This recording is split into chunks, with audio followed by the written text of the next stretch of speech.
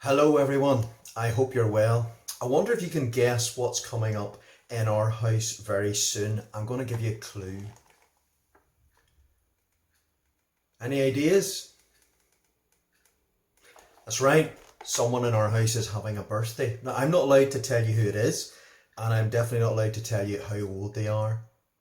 Isn't it wonderful that when we celebrate special occasions and special events in the year, that quite often we have special food or we have a special meal that helps us to remember while we're celebrating? So on our birthdays, we might have a birthday cake. At Easter time, we get Easter eggs. At harvest time, we might have apple pie. And of course, there's my favourite, Christmas time. Turkey and ham and all the trimmings that go in our Christmas dinner. In the Bible, one of the most important festivals in the year was called Passover. Passover was the time when God's people remembered how God had rescued them from being slaves in Egypt. Every year, in the springtime, they had a special meal where they killed and cooked a lamb and ate it. The lamb died instead of us, they would say. Let's hear more about the story of the first Passover and how God came to rescue his people. God to the rescue. Joseph and his brothers grew old and died. But their children's children stayed on in Egypt, where they became a very large family. Later on, a new king began to rule. But this Pharaoh didn't remember Joseph, and he didn't like God's people. He made them into his slaves and beat them and made them work harder and harder. God's people cried out to God to rescue them, and God heard them. He remembered his promise to Abraham. He would look after his people. He would find a way to set them free. One day, Moses was looking after sheep when something caught his eye.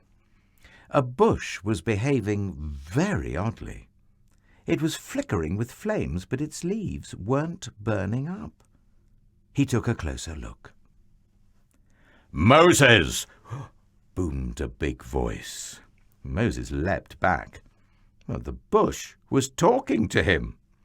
"I have heard my people's cries," God said. "I have seen their tears. So I have come down to rescue them. Go to Pharaoh and tell him to let my people go free." Moses was afraid. But God said, "I will be with you." So Moses went to Pharaoh. "Pharaoh," Moses began. "God says—" "God?" said Pharaoh. "Never heard of him." Moses kept going. "God says, let his people go free." "Why should I?" Pharaoh said. "Don't want to, won't." So he didn't. So God gave Pharaoh 10 warnings, called plagues. First, God turned the river Nile into blood. No one could drink the water. But still Pharaoh would not let them go. So God made frogs come hopping and leaping and jumping. In your bed frogs, in your hair frogs, in your soup frogs, all over everywhere frogs. "Make them go away!" Pharaoh screamed. "Then your people can go." So God took the frogs away. But Pharaoh changed his mind. "You can't go," he said. Then God sent zillions of gnats. But still Pharaoh said no. So then God sent swarms of flies, flies buzzing in your eyes, flies. And after that, sickness and horrible boils and huge hailstones, and a storm of locusts.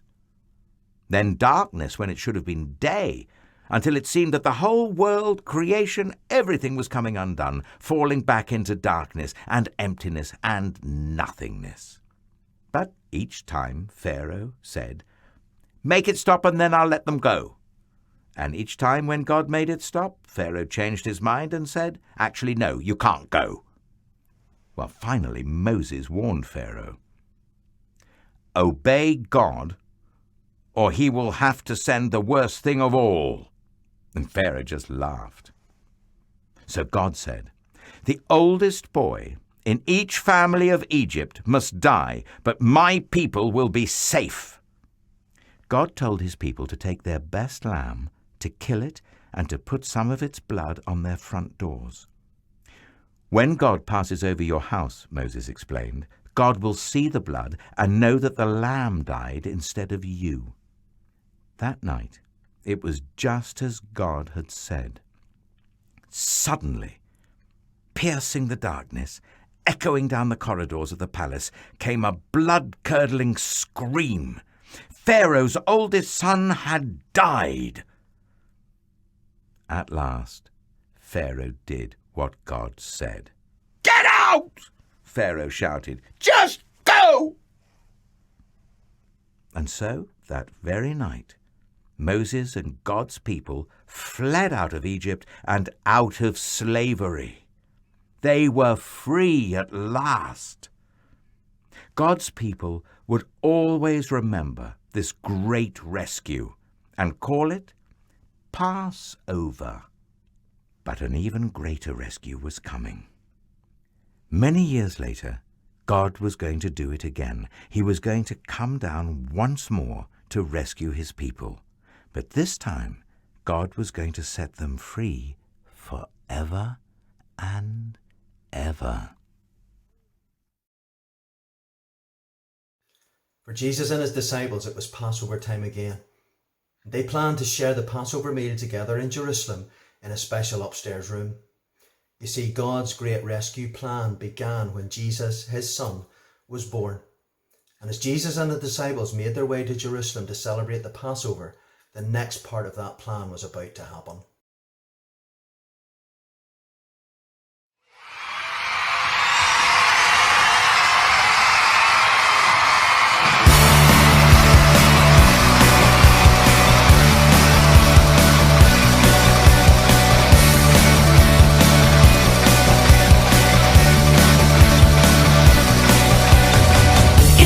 Secret, it's not a fairy tale, it's not made up. Jonah was in a whale.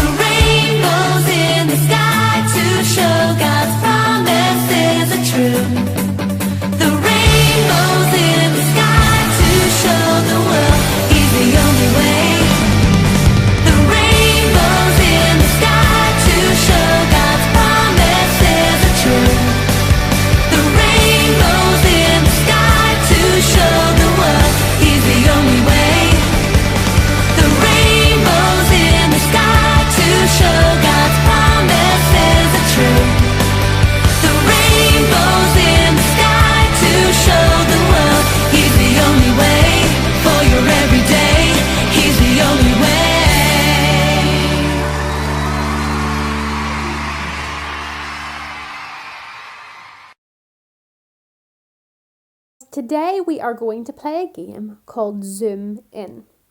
So I'm going to show you a picture, but it's not going to be a very clear picture and you might not know what's in the picture because it's going to be really, really, really zoomed in. I want you to try and have a guess when you see that first picture as to what it might be. Then I'll show you another picture where it's a little bit more zoomed out. Then I'll show you the full picture and you will see what you have been looking at. Now, I'll give you a clue. These pictures all have something to do with a time of year that we are getting very close to. Can you think what that time of year might be?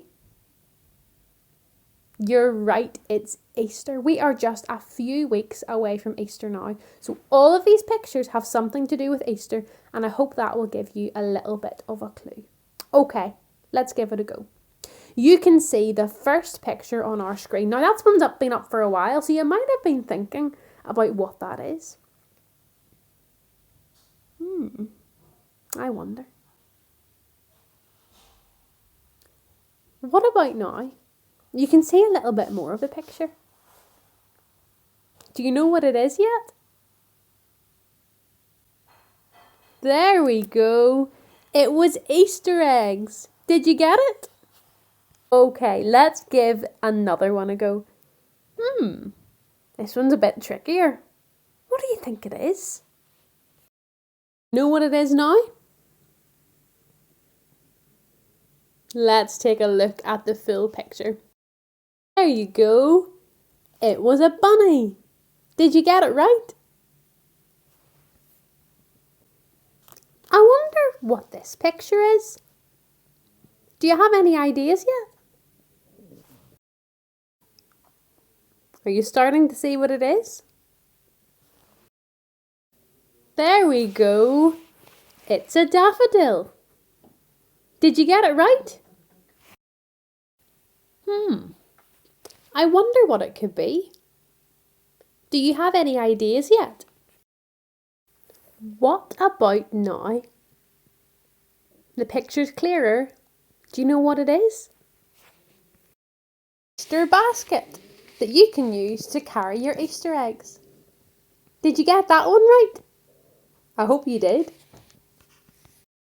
Last Easter picture. What do you think this could be?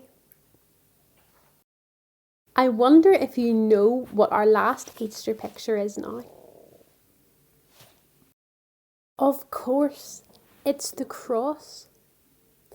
The cross is so important in the Easter story. And if you come back again next week and the few weeks after that again, we will learn all about the Easter story and you'll find out why the cross is so important for us. Thanks for joining in with us, boys and girls. See you next week.